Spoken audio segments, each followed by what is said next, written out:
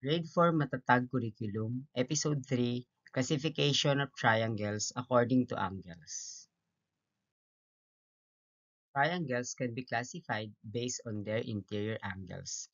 So last time we discussed about triangles that are classified based on their sides. So ngayon naman, yung based on their angles naman po. So we have three classifications of triangles according to angles. Number 1, acute triangle. Number 2, right triangle. And number 3, obtuse triangle. Acute triangle. All interior angles are acute angles. So ito yung mga triangles na may mga acute angles sa loob o yung mga angles niya nga ay less than 90 degrees ang measurement. Examples.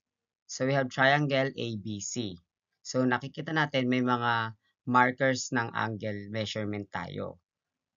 So, si angle A, 65 degrees. Angle B, 65 degrees. Kaya parehas po yung markers nila. And angle C is 50 degrees. So, yan ay isang acute triangle. Then, we also have triangle GEF.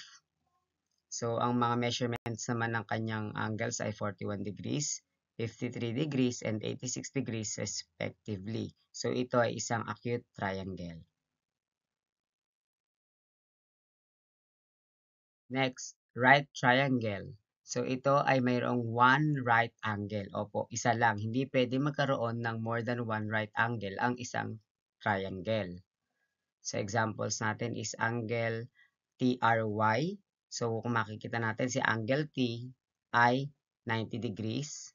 Another, ang triangle KIN. So, si angle N ay 90 degrees. So, ang mga ito ay example ng right triangle. Last, obtuse triangle. It has one obtuse angle. And kagaya ng right triangle, isa lang ang pwede maging obtuse triangle ng isang triangle. So examples natin, angle HIJ. Kung makikita natin, si angle I ay 104 degrees, si angle J ay 34 degrees, at si angle H ay 42 degrees. So si 104 ay isang obtuse angle. Therefore, angle or triangle HIJ is an obtuse triangle. Another example, angle QRS.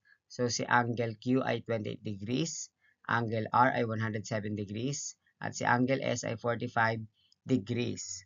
So kung mapapansin natin, si angle R ay 107 degrees which is an obtuse triangle.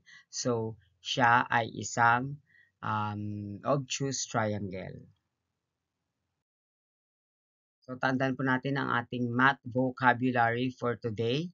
We have acute triangle, all acute angle. So lahat ng angles niyang acute triangle ay acute. Right triangle, one right angle. And obtuse triangle, one obtuse angle. So yun lamang po. Sana may natutunan kayo. Thank you po and God bless.